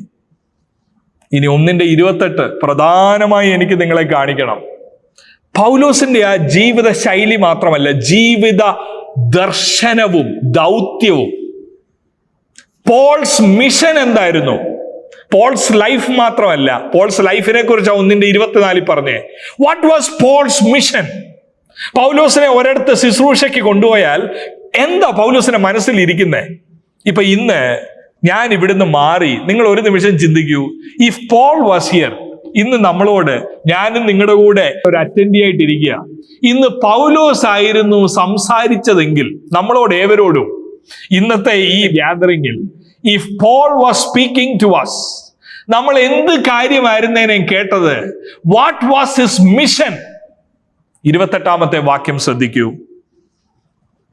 അവനെ ഞങ്ങൾ അറിയിക്കുന്നതിൽ ഏതു മനുഷ്യനെയും. എന്തോ ലക്ഷ്യം? പാസ്റ്ററായി ഇരിക്കുന്നതിന്റെ ലക്ഷ്യം എന്താ?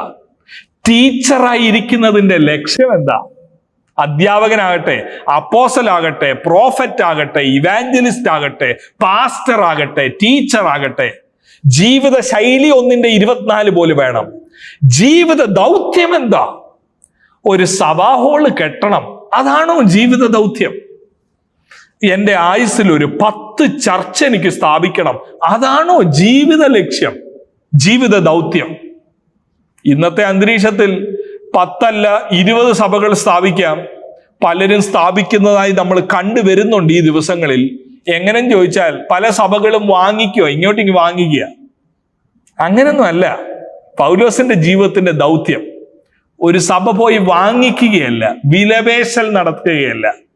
ഇത്ര രൂപ വെച്ച് തരാം, ഞങ്ങളുടെ കൂടെ പോരെ, അതല്ല. No no no no no no. എന്താ ദൗത്യം? ഒറ്റ ദൗത്യമേ ഉള്ളൂ. 28-ാമത്തെ വാക്യം. ഏത് മനുഷ്യനെയും, ഏത് മനുഷ്യനെയും 3 പ്രാവശ്യം ആ വാക്യത്തിൽ കാണുന്നുണ്ട്. നോക്കിയേ, ഏത് മനുഷ്യനെയും ക്രിസ്തുവിൽ തികഞ്ഞവരാക്കണം, അതുകൊണ്ട് ഏതു മനുഷ്യനോടും പ്രബോധിപ്പിക്കും, ഏത് മനുഷ്യനോടും സകല ജ്ഞാനത്തോടും. നിങ്ങൾ കണ്ടോ? അടിവരയിട്ടാൽ 3 പ്രാവശ്യം പറയുന്നു, ടു ഓൾ മെൻ. ഏത് മനുഷ്യൻ. അതെന്താ കാണിക്കുന്നതെന്ന് അറിയാമോ? ഏത് മനുഷ്യനെ എന്ന് കാണിക്കുന്നത് എന്താണെന്ന് ചോദിച്ചാൽ, ഇതിൽ കുറഞ്ഞത് എന്റെ ദൗത്യം അല്ലെന്നാ പൗലോസ് പറയുന്നത്. എന്റെ ലക്ഷ്യം മുഴുവൻ ഇതാ. ഞാനൊരു ദേശത്ത് പോകുന്നത് ഇതിനു വേണ്ടിയാ.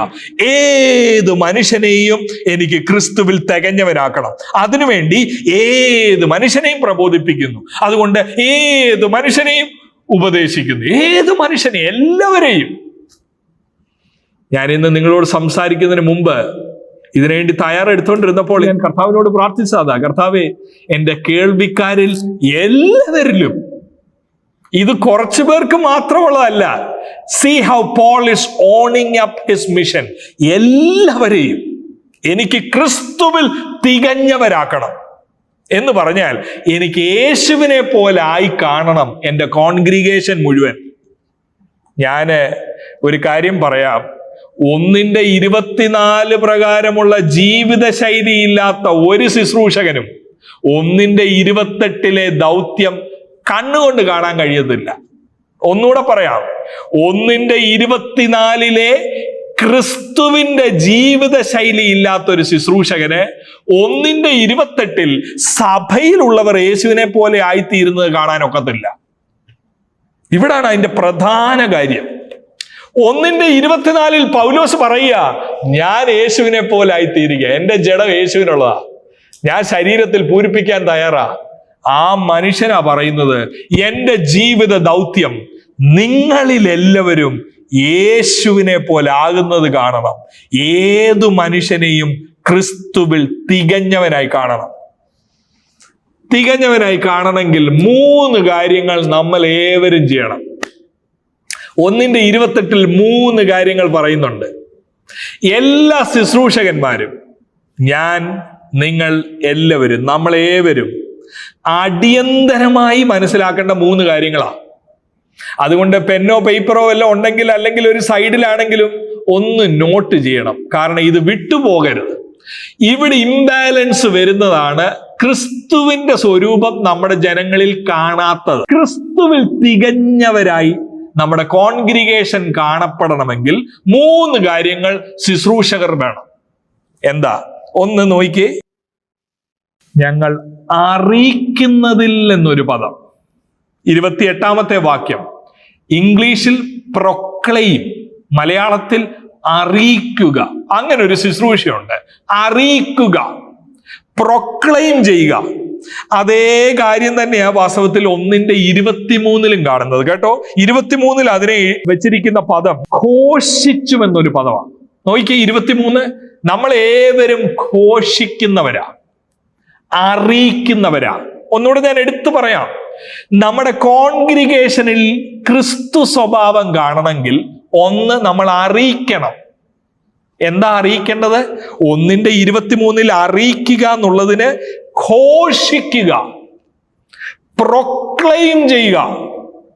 സാധാരണഗതിയിൽ നമ്മൾ കൺവെൻഷനിലൊക്കെ ചെയ്യുന്നത് അതാ, നമ്മൾ ഘോഷിക്കുകയാ, ഭയങ്കര പ്രസംഗം നടത്തുക. യേശു എത്ര മഹാൻ എന്ന് നോക്കുവീൻ, അവനൊപ്പം പറയാൻ ഒരാളുമില്ല. നമ്മൾ ഘോഷിക്കുകയാ, നമ്മൾ പ്രൊക്ലെയിം ചെയ്യുക. അത് വേണ്ടായോ? വേണം, തീർച്ചയായിട്ടും വേണം. പക്ഷെ അത് മാത്രം പോരാ. അവിടെ മാത്രം ഈ പ്രൊക്ലമേഷൻ മാത്രമാണെങ്കിൽ, അറിയിക്കുന്നതാ, ഘോഷിക്കുന്നത് മാത്രമാണെങ്കിൽ ഈ ലക്ഷ്യം കാണത്തില്ല. പിന്നെ എന്തുകൂടെ വേണമെന്നറിയാം? നോക്കിയാ പദം ശ്രദ്ധിച്ച ആ വാക്യം, പ്രബോധിപ്പിക്കുക. അറിയിക്കുക മാത്രമല്ല, പ്രബോധിപ്പിക്കുക. ഏത് മനുഷ്യനെയും പ്രബോധിപ്പിക്കുക. അഡ്മോണിഷൻ. പ്രബോധിപ്പിക്കുക എന്ന് പറഞ്ഞാൽ അതിന്റെ അസൽ അർത്ഥം എന്താണെന്നറിയാം? തിരുത്തണം. ആരെ തിരുത്തണം? കോൺഗ്രിഗേഷനെ തിരുത്തണം. നമ്മള് ഈ ഘോഷിച്ചുകൊണ്ടിരുന്നാൽ മാത്രം പോരാ, ഘോഷിക്കണം, പക്ഷെ തിരുത്തണം. ഇത് ഭയങ്കര പ്രശ്നമുള്ള കാര്യമാണ്. തിരുത്തിയാൽ ആർക്കും ഇഷ്ടപ്പെടത്തില്ല. പലരും തിരുത്തത്തില്ല. കാരണം എന്താന്ന് ചോദിച്ചാൽ, തിരുത്തിയാൽ അടുത്ത പ്രാവശ്യം വിളിക്കത്തില്ല, അല്ലെങ്കിൽ തിരുത്തിയാൽ കോൺഗ്രിഗേഷൻ എല്ലാം കൂടെ നമുക്ക് എതിരാവും. ഞാൻ പലപ്പോഴും ഫേസ് ചെയ്യുന്ന കാര്യമാണ്. പലയിടത്ത് ശുശ്രൂഷിക്കാൻ പോകുമ്പോൾ കർത്താവ് ഒരു വചനം മനസ്സിൽ പ്രകാശിപ്പിച്ചിട്ടുണ്ട്. പക്ഷെ ഉറപ്പായിട്ടും അറിയാം, അത് പൂർണ്ണ സത്യമായി തുറന്നു പറഞ്ഞാൽ ഒരുപക്ഷെ സൂമിൽ നിന്ന് പലരും ഇറങ്ങിപ്പോവും. അതും കണ്ടിട്ടുണ്ട്. ഈ സൂം സംസാരിച്ചുകൊണ്ടിരിക്കുമ്പോൾ തന്നെ മേളിൽ എഴുതി വരും ലെഫ്റ്റ് ലെഫ്റ്റ് ലെഫ്റ്റ്. കാരണം ഇതല്ല കേൾക്കാൻ ആഗ്രഹിച്ചേ. പക്ഷെ കർത്താവ് തന്നെ ആലോചന പറയാതിരിക്കാൻ ഒക്കത്തില്ല, ഇഷ്ടപ്പെടത്തില്ല ആൾക്കാർക്ക്. ഇതുപോലെ ഇപ്പൊ ഞാൻ പറഞ്ഞ ആ ഒരു കാര്യം നിങ്ങളുടെ ഏവരുടെയും ജീവിതത്തിൽ എല്ലാ ദിവസവും നിങ്ങൾ നേരിടുന്ന എന്നാണ് ഞാൻ കരുതുന്നത്. ഓരോ പ്രാവശ്യവും ശുശ്രൂഷിക്കാൻ എഴുന്നേൽക്കുമ്പോൾ മനുഷ്യരുടെ മുഖം നോക്കി ശുശ്രൂഷിച്ചാൽ ആ കറക്ഷൻ ചെയ്യാനൊക്കത്തില്ല. കാരണം നമ്മളെ സാമ്പത്തികമായി സഹായിക്കുന്നവരുണ്ട്, എന്നെ സഹായിക്കുന്നവരുണ്ട്, നിങ്ങളെ സഹായിക്കുന്നവരുണ്ട്. അവരുടെ മുഖത്ത് നോക്കി ഒരു കറക്ഷൻ പറയുന്ന കാര്യം വലിയ പ്രയാസമാണ്. പക്ഷെ അവിടെ പൗലോസ് ഒരു ഉന്നത നിലവാരം. എഫെസസുകാര്, ആ എഫെസസിൽ നിന്ന് പൗലോസ് അപ്പോസ്തല പ്രവൃത്തി 20 യാത്ര പറയാൻ നേരം പൗലോസ് പറയുന്ന ഒരു കാര്യമുണ്ട്. എന്താണെന്നറിയോ? നിങ്ങൾക്ക് പ്രയോജനം വരുന്നതൊന്നും ഞാൻ മറച്ചു വെച്ചിട്ടില്ല എന്ന് പറഞ്ഞാൽ, ഞാൻ ആരുടെയും മുഖം നോക്കി അല്ല ശുശ്രൂഷിച്ചത്. നിങ്ങളുടെ ആരുടെയും വെള്ളിയോ പൊന്നോ ഞാൻ നമ്മൾ സാധാരണഗതി പറയും, ഞാൻ ആരോടും ചോദിച്ചിട്ടൊന്നുമില്ല, ഞാൻ ചോദിക്കത്തുമില്ല എന്ന് പറയും. പക്ഷെ പൗലോസിന്റെ സാക്ഷ്യം എന്താണെന്നറിയോ? നിങ്ങളുടെ ആരുടെയും വെള്ളിയോ പൊന്നോ ഞാൻ ചോദിച്ചിട്ടില്ല എന്നല്ല, ഞാൻ മോഹിച്ചിട്ട് പോലുമില്ല, എന്റെ മനസ്സിൽ ആഗ്രഹിച്ചിട്ട് പോലുമില്ല. ഗലാത്യ ലേഖനം 1 പറയുന്നത് 8-9 വാക്യങ്ങളിൽ, യേശുവിനെ മാത്രമേ ഞാൻ പ്രസാദിപ്പിക്കത്തുള്ളൂ. ഞാൻ ഇന്നും മനുഷ്യനെ പ്രസാദിപ്പിക്കുന്നുവെങ്കിൽ കർത്താവിന്റെ ദാസനായിരിക്കാൻ കഴിയുകയില്ല. പ്രിയ ദൈവമക്കളെ, അത് വലിയ ചലഞ്ചാ. പ്രബോധിപ്പിക്കുക എന്ന് പറഞ്ഞാൽ കറക്റ്റ് ചെയ്യുക. 2 തിമോത്തിയോസ് 3:16 ദൈവവചനത്തിന്റെ പ്രധാന ഉദ്ദേശം to correct, rebuke and exhort. ഇതേ കാര്യം തന്നെയാ റോമാലേഖനം 15:14 തിരുത്തണം.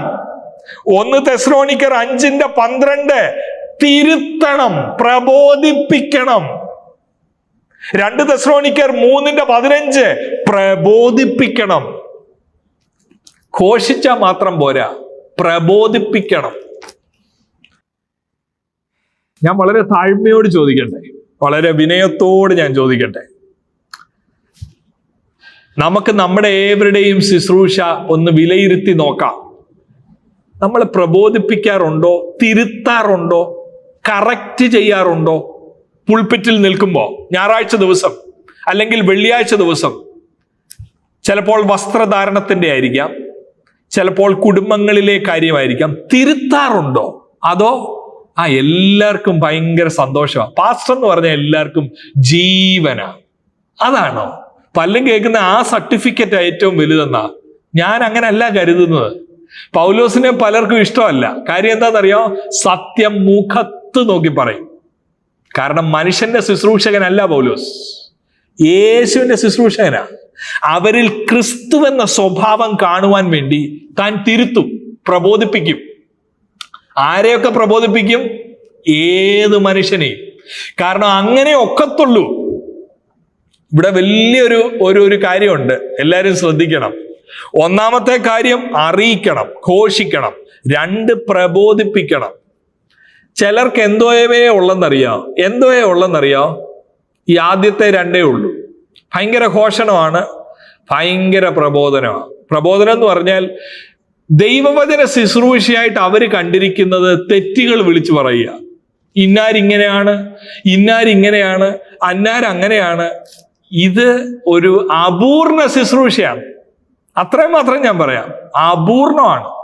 ചിലർ ചിന്തിക്കുന്ന അവരുടെ മെയിൻ ദൈവം കൊടുത്തിരിക്കുന്ന ദൗത്യമായിട്ട് അവർ ഇത് മാത്രമാണ് ചെയ്യുന്നത്. ഓരോ പ്രാവശ്യവും സ്റ്റേജിൽ കയറുമ്പോൾ കുറേ ആളുകളുടെ കുറ്റം അങ്ങ് പറയുക, എന്നിട്ട് എല്ലാവരെയും ചിരിപ്പിക്കുന്നു, എല്ലാവരും ഇത് ചെയ്യുന്നു. ഇതാണോ? അതുകൊണ്ടാ പെട്ടെന്ന് 3ാമത്തെ കാര്യം പൗലോസ് പറയുന്നത്, പ്രബോധനം മാത്രം പോരാ, എന്തോവും വേണം. അടുത്ത എന്താണെന്നറിയാമോ? നോക്കിയേ, ഏത് മനുഷ്യനെ പ്രബോധിപ്പിക്കുകയും ഏത് മനുഷ്യനോടും സകല ജ്ഞാനത്തോടും കൂടെ ഉപദേശിക്കുകയും. ഒരാൾ പറഞ്ഞത്, ഉപദേശമില്ലാത്ത പ്രബോധനം കണ്ടന്റ് ഇല്ലാത്തതുപോലാണ്. കണ്ടന്റ് ഇല്ല ഇവിടെ. ഞാൻ പറയുന്നത് മനസ്സിലാകുന്നുണ്ടോ? ഈ 3 കാര്യങ്ങൾ എല്ലാ ശുശ്രൂഷകർക്കും അത്യാവശ്യമായി വേണ്ടിയതാണ്. ഘോഷണം വേണം, പ്രബോധനം വേണം, ഉപദേശം വേണം. തീത്തോസിന്റെ ലേഖനം 1-ലും 1 തിമോത്തിയോസ് 3-ലും പാസ്റ്റേഴ്സിനുള്ള ക്വാളിഫിക്കേഷന്റെ ലിസ്റ്റ് എഴുതിയിട്ടുണ്ട്. വായിക്കുന്നില്ല, കാരണം സമയം കഴിയുക. 1 തിമോത്തിയോസ് 3-ലും എഴുതിയിട്ടുണ്ട്, തീത്തോസ് 1-ലും എഴുതിയിട്ടുണ്ട്. ഒരുവൻ സഭയുടെ ഇടയനാകണമെങ്കിൽ വേണ്ടിയ യോഗ്യത, അങ്ങനെ വല്ലതും ഉണ്ടോ? യോഗ്യത ഒറ്റ കാര്യം മാത്രമേ ഉള്ളൂ. ശുശ്രൂഷപരമായിട്ടൊരു പ്രൊഫഷണൽ ക്വാളിഫിക്കേഷൻ വേണ്ടിയത് എന്ന് പറഞ്ഞാൽ ശുശ്രൂഷ എന്നുള്ള ആ ദൗത്യം ചെയ്യാൻ ഒറ്റ ക്വാളിഫിക്കേഷൻ. മറ്റെല്ലാം പറഞ്ഞിരിക്കുന്നത് മോറൽ ലൈഫിനെ കുറിച്ച്, എത്തിക്കൽ ലൈഫിനെ കുറിച്ച്. കുഞ്ഞുങ്ങളെ നല്ലവണ്ണം വളർത്തുന്നവനായിരിക്കണം, ഏകഭാര്യയുടെ ഭർത്താവായിരിക്കണം, ശാന്തശീലനായിരിക്കണം, ക്യാരക്ടറിനെ കുറിച്ച് പറഞ്ഞിട്ട് ഒറ്റ കാര്യമേ പറഞ്ഞിട്ടുള്ളൂ മിനിസ്ട്രിയെ കുറിച്ച്. ഏതാണെന്നറിയാമോ? 2 പറയുന്നത് he should be able to teach, പഠിപ്പിക്കാൻ ഒക്കുന്നവനായിരിക്കണം. പഠിപ്പിക്കാൻ ഒക്കണമെങ്കിൽ 29-ാം വാക്യത്തിൽ 2 പദം എഴുതിയിട്ടുണ്ട്. പഠിപ്പിക്കാൻ ആഗ്രഹമുള്ള നമ്മൾ ഏവരും, എനിക്ക് ഭയങ്കര ആഗ്രഹമാണ്, വാസ്തവം പറഞ്ഞാൽ എനിക്ക് ഭയങ്കര ആഗ്രഹം, കർത്താവിന്റെ വചനം മനസ്സിലാക്കണം, അത് മറ്റുള്ളവരെ പഠിപ്പിക്കണം. പക്ഷെ പഠിപ്പിക്കാൻ ആഗ്രഹമുള്ളവരെല്ലാം 29-ാം വാക്യം നോക്കണം. ആ 29-ാം വാക്യം ഇല്ലാതെ പഠിപ്പിക്കാൻ ഒക്കത്തില്ല. കാരണം ഇത് രാത്രി കിടന്നുറങ്ങുമ്പം നമ്മൾ ഡൗൺലോഡ് ചെയ്യുന്ന പോലെ ഡൗൺലോഡ് ഒന്നും ചെയ്യാനൊക്കത്തില്ല പഠിപ്പിക്കാനുള്ള കാര്യം. പലരും ചിന്തിച്ചിരിക്കുന്നത് അങ്ങനെയാ, കമ്പ്യൂട്ടറെ സോഫ്റ്റ്വെയർ ഡൗൺലോഡ് ചെയ്യുന്ന പോലെ. ഇപ്പൊ കൊലോസ് ലേഖനം 1:24 ഡൗൺലോഡ് ചെയ്താലൊക്കത്തില്ല. അങ്ങനെ ഡൗൺലോഡ് ചെയ്യാൻ ഒരു സോഫ്റ്റ്വെയറും എങ്ങും കിട്ടത്തില്ല. എന്ത് ചെയ്യണമെന്നറിയാമോ? ഉപദേശിക്കുവാൻ ആഗ്രഹമുള്ളവർ, 29-ാം വാക്യം, അതിനായി ഞാൻ എന്നിൽ ബലത്തോടെ വ്യാപരിക്കുന്ന അവന്റെ വ്യാപാര ശക്തിക്ക് ഒത്തവണ്ണം പോരാടിക്കൊണ്ട് അധ്വാനിക്കുന്നു. അടിവരയിടണം. പ്രബോധിപ്പിക്കാൻ വേണ്ടി ഈ അധ്വാനം വേണ്ടി വരുമെന്ന് എനിക്ക് തോന്നുന്നില്ല. അവിടെ ദൈവത്തെ പ്രസാദിപ്പിക്കുന്ന ആ ഒരു മനോഭാവം മാത്രം മതി. ഞാൻ മനുഷ്യനെ നോക്കത്തില്ല, ഞാൻ ദൈവം മുമ്പാകെ എനിക്ക് വിശ്വസ്തനാകണം, പ്രബോധിപ്പിക്കാം. പക്ഷെ സകല ജ്ഞാനത്തോട് ഉപദേശിക്കണമെങ്കിൽ അധ്വാനിച്ചാലേ ഒക്കത്തുള്ളൂ. അധ്വാനിക്കാത്ത ഒരാൾക്ക് ഈ പറയുന്ന ഉപദേശം ഭയങ്കര പ്രയാസമാകും. ബുക്കുകൾ വായിക്കേണ്ട വരും, വായിച്ച വാക്യങ്ങൾ പിന്നെയും പിന്നെയും വായിക്കേണ്ട വരും. പക്ഷെ വളരെ സങ്കടകരത്തോടെ ഞാനൊരു കാര്യം പറയാം, പലരും, ഞാൻ കണ്ടിട്ടുള്ളത് എനിക്ക് പറയാനൊക്കത്തുള്ളൂ, ഞാൻ കണ്ടിട്ടുള്ളത് വെച്ച് ഞാൻ പറയാം, അപൂർവം ചിലർ, എല്ലാവരും അല്ല, കണ്ടതിൽ നല്ല ശതമാനം ആൾക്കാര് ഒരു ഞായറാഴ്ചത്തെ യോഗത്തിന് വേണ്ടി ആ തലേ ഞായറാഴ്ച വൈകിട്ട് തന്നെ അടുത്ത ഞായറാഴ്ചത്തെ കുറിച്ച് ചിന്തിക്കുന്നവരും വായിക്കുന്നവരും പ്രാർത്ഥിക്കുന്നവരും ധ്യാനിക്കുന്നവരും ഒക്കെയാണ്. എന്നാൽ അപൂർവം ചിലരെ ഞാൻ കണ്ടിട്ടുണ്ട്, ഞായറാഴ്ചത്തെ പ്രസംഗത്തിന്റെ പ്രിപ്പറേഷൻ തുടങ്ങുന്നത് ശനിയാഴ്ചയാണ്. ശനിയാഴ്ച പെട്ടെന്ന് ഒരു വെപ്രാളമാണ്, നാളെ പ്രസംഗിക്കണമല്ലോ. രാത്രി ഒരു 8 മണി ആയപ്പോഴാണ് ഭയങ്കര പ്രശ്നം. പിന്നെ ഗൂഗിളിൽ സെർച്ച് ചെയ്യുക, ഗൂഗിളിൽ എവിടെയെല്ലാം പ്രസംഗം കിട്ടുമോ. അപ്പൊ ശനിയാഴ്ച രാത്രി 10 മണിക്ക് ഫോൺ ചെയ്യുക, ഒരാള് കൂട്ടുകാരൻ വിളിക്കുക, ഞാനേ നിങ്ങളുടെ സഭയിലോട്ട് നാളെ വരുന്നുണ്ട്. പോര് പ്രൈസ് ദി ലോർഡ്, എനിക്ക് നാളെ പ്രസംഗിക്കണ്ടല്ലോ, എന്റെ ഫ്രണ്ട് വന്നല്ലോ. ഇതായി യേശുവിനെ പോലെ ആകാതിരിക്കുന്നതിന്റെ തടസ്സം ഇതാ. ഞാൻ തുറന്ന് കാര്യങ്ങൾ പറയാ, പക്ഷെ ചിന്തിക്കുകയോ, ഇതാണ് തടസ്സം. പാസ്റ്ററിന്റെ ജീവിത ശൈലി 1:24. പാസ്റ്ററുടെ ദൗത്യം എന്താന്ന് ചോദിച്ചാൽ, അറിയിക്കുന്നവൻ, ഘോഷിക്കുന്നവൻ പോരാ, പ്രബോധിപ്പിക്കുന്നവൻ പോരാ. പ്രബോധനം കൊണ്ട് നിർത്തരുത്, കണ്ടന്റ് വേണം, കണ്ടന്റ്. ഉപദേശിക്കുന്നവൻ, അവിടെ ആ ദൗത്യം നിറവേറുന്നു. എന്താ ദൗത്യം? യേശുവിനെ പോലെ എൻ്റെ കോൺഗ്രിഗേഷൻ മാറണം, അവരാരോഗ്യമുള്ള വിശ്വാസികളാകണം എന്ന് പറഞ്ഞാൽ യേശുവിനെ പോലെ ആകണമെന്ന്. ഗലാത്യലേഖനം 4:19 പൗലോസ് പറയുന്നത് എന്താണെന്നറിയാമോ? ഗലാത്യയിലുള്ള എൻ്റെ പ്രിയ ദൈവമക്കൾ, ക്രിസ്തു അവരിൽ ഉരുവാകുവോളം ഞാൻ പിന്നെയും നിങ്ങൾക്ക് വേണ്ടി പ്രസവ വേദനപ്പെടുന്നു. അപ്പൊ എന്താ ഒരു ശുശ്രൂഷകന്റെ ഏറ്റവും വലിയ ദൗത്യം? യേശു ഉരുവാകണം. ഒരു കുഞ്ഞകത്തുണ്ടാകുന്നത് പോലെ നമ്മുടെ മുമ്പിലിരിക്കുന്ന കോൺഗ്രിഗേഷനിൽ യേശുവിന്റെ സ്വഭാവം കാണണം. അവര് പൈസ തരുന്നുണ്ടോ ഇല്ലയോ എന്നുള്ളതല്ല, അവർ യേശുവിനെ പോലെ സ്നേഹിക്കുന്നവരാകണം, അവർ യേശുവിനെ പോലെ ക്ഷമിക്കുന്നവരാകണം, കഷ്ടങ്ങളുടെ നടുവിൽ അവർ യേശുവിനെ ധ്യാനിക്കുന്നവരാകണം. എബ്രായ ലേഖനം 12:2 വായിക്കുന്ന പോലെ, തൻ്റെ മുമ്പിൽ വെച്ച സന്തോഷം ഓർത്ത് കഷ്ടങ്ങൾ, ക്രൂശിനെ സഹിച്ചു, കഷ്ടങ്ങൾ അലക്ഷ്യമാക്കി ആ യേശുവിനെ മാതൃകാ പുരുഷനായി വെക്കുന്ന വിശ്വാസികൾ ഉണ്ടാകണം. അതിനുവേണ്ടി ഈ 3 കാര്യം വേണം: പ്രബോധനം വേണം, ഉപദേശം വേണം, അറിയിക്കണം. അധ്വാനം ആവശ്യമാണ്. അവസാനത്തെ ഒരു കാര്യം കൂടെ പറഞ്ഞ് ഞാൻ അവസാനിപ്പിക്കാം. പ്രിയ ദൈവമക്കളെ, ഈ 2 കാര്യവും എളുപ്പമുള്ള കാര്യമല്ല. എന്ത് 2 കാര്യം നമ്മൾ ചിന്തിച്ചത്? ഒന്ന്, ഒരു ശുശ്രൂഷകന്റെ ജീവിത ശൈലി സെൽഫ്ലെസ് ആയ, കഷ്ടതയിൽ സന്തോഷിക്കുന്ന, ജഡം ഏൽപ്പിച്ചു കൊടുക്കുന്ന ആ ജീവിത ശൈലിയും ജീവിതത്തിന്റെ ദൗത്യം, എന്ത് ദൗത്യം? യേശു ഉരുവാകണം. ഇതൊന്നും എളുപ്പമുള്ളതല്ല. മാനസിക സമ്മർദ്ദങ്ങൾ ഉണ്ടാകും, സാമ്പത്തിക ക്ലേശങ്ങൾ ഉണ്ടാകും. അതിലൂടെ പോകുന്നവർ ചിലപ്പോ ഇന്ന് എന്നെ കേൾക്കുന്നുണ്ടാകും. അതിലൂടെ പോകുന്നവർ, അങ്ങനെയുള്ള അനുഭവങ്ങൾ. ശരീരത്തിൽ രോഗം ചിലപ്പോൾ വെളിപ്പെടും. ഭയങ്കര ആഗ്രഹമാണ് ശുശ്രൂഷ ചെയ്യണം, പക്ഷെ ശരീരത്തിൽ രോഗം. ചില കർത്തൃദാസന്മാർ സ്ട്രഗിൾ ചെയ്യുന്ന കണ്ടിട്ടുണ്ട്. എന്താണെന്നറിയാമോ? നല്ലായിട്ട് അധ്വാനിക്കുന്നവരാ, വചനത്തിന്റെ കൃത്യത, നിഷ്ഠ ഇതൊക്കെ ഉണ്ട്, പക്ഷെ സ്വന്തം കുഞ്ഞുങ്ങൾ ഈ വഴിയിലല്ല. ആ പ്രാഗൽഭ്യം തന്നെ നഷ്ടപ്പെടുകയാണ്. എന്തെല്ലാം രീതിയിലുള്ള പ്രതിസന്ധിയാണ്. അങ്ങനെയുള്ളവരെ ഞാൻ അങ്ങനെയുള്ളവർക്ക് വേണ്ടി എനിക്ക് അറിവുള്ളിടത്തോളം അങ്ങനെയുള്ളവരെ ഞാൻ പരിചയപ്പെട്ടാൽ ഞാൻ അവർക്ക് വേണ്ടി പ്രത്യേകം പ്രാർത്ഥിക്കാറുണ്ട്. എൻ്റെ ഹൃദയം തകർക്കും ആ കാഴ്ച. പിതാവിന് ശുശ്രൂഷിക്കുവാൻ ആ പ്രാഗൽഭ്യം നഷ്ടപ്പെടുത്തുന്ന മക്കൾ, രോഗങ്ങൾ, സാമ്പത്തിക ബുദ്ധി, ഇതെല്ലാം ഉണ്ട്. പക്ഷെ അതിൻ്റെ നടുവിൽ ഒരു വലിയ സദ്വർത്തമാനമുണ്ട്. എന്താണെന്നറിയാമോ സദ്വർത്തമാനം? 1:29 ഒരു പദപ്രയോഗം, എന്നിൽ ബലത്തോടെ വ്യാപരിക്കുന്ന.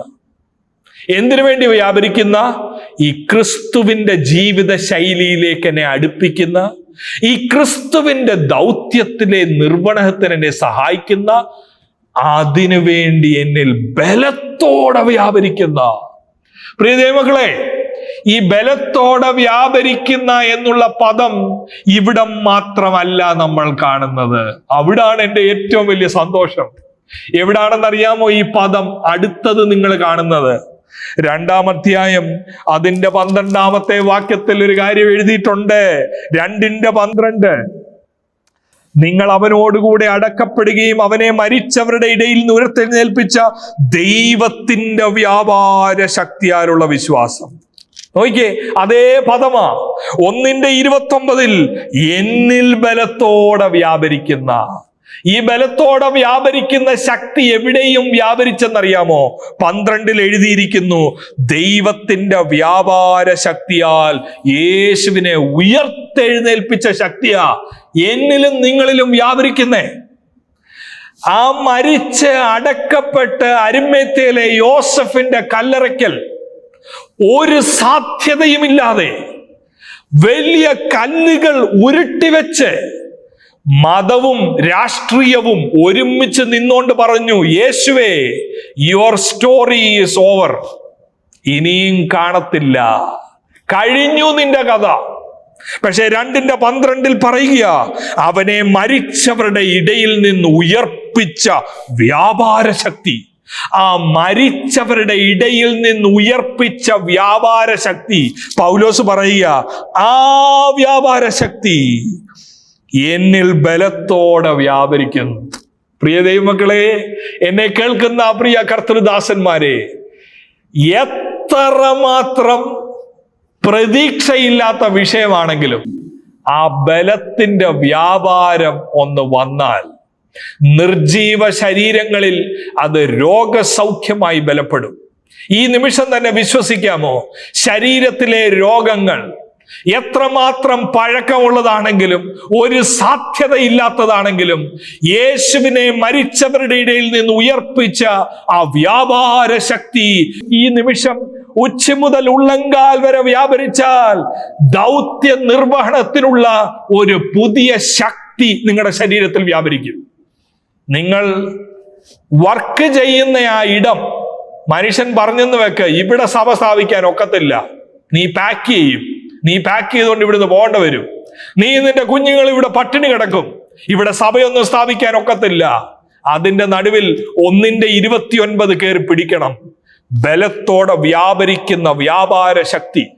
ആ ശക്തിയുടെ മുമ്പിൽ നിൽക്കുന്ന ഒരു കാറ്റുമില്ല, ഒരു കോളുമില്ല, ഒരു മന്ത്രവാദ ശക്തിയില്ല, ഒരു ആഭിചാര ശക്തിയില്ല, ഒരു രാഷ്ട്രീയ ശക്തിയില്ല. ഈ വ്യാപാര ശക്തിയിൽ മുട്ടുമടക്കാൻ ഇരിക്കുന്ന ഒരു ശക്തിയുമില്ല. ഇതാ നമ്മുടെ കോൺഫിഡൻസ്. നിങ്ങളുടെ മുമ്പിൽ ഞാൻ ഇരിക്കുമ്പോൾ എൻ്റെ ധൈര്യം ഇതാ. എൻ്റെ ധൈര്യം ഇതാന്ന് ചോദിച്ചാൽ, ബലഹീനനായ എന്നിൽ വ്യാപരിക്കുന്ന ദൈവശക്തി, ആ ശക്തി എന്നെ കാത്തുകൊള്ളും, ആ ശക്തി എന്നെ സൂക്ഷിച്ചുകൊള്ളും. എല്ലാ വിധത്തിലുള്ള പ്രയാസങ്ങളിൽ നിന്നും ഈ ദൗത്യം നിർവഹിക്കുവാനായി ദൈവം എന്നെ ബലപ്പെടുത്തിക്കൊള്ളും. ഈ വ്യാപാര ശക്തി നിങ്ങൾക്ക് വേണ്ടിയുള്ളതാണ്, നിങ്ങളുടെ കുടുംബങ്ങൾക്കുള്ളതാണ്. ഒരു നിമിഷം നമ്മുടെ കണ്ണുകളെ നമുക്ക് ദൈവസന്നിധിയിൽ അടയ്ക്കാം. നമുക്ക് ഒരുമിച്ച് ചേർന്ന് പ്രാർത്ഥിക്കാം. യേശു ക്രിസ്തുവിനെ പോലെ ഒരു ജീവിത ശൈലി, 1:24, ജീവിത ശൈലി മാത്രമല്ല, ഒരു ദൗത്യം. എന്താ ജീവിതത്തിന്റെ ദൗത്യം? ഏത് മനുഷ്യനെയും, ഒരാളെ പോലും വിടരുത്, ഏത് മനുഷ്യനെയും ക്രിസ്തുവിൽ തികഞ്ഞവനാക്കണം എന്ന് പറഞ്ഞാൽ യേശുവിനെ പോലെ ആകണം. അതിനുവേണ്ടി നമുക്ക് ദൈവസന്നിധിയിൽ ഒന്ന് സമർപ്പിക്കാം.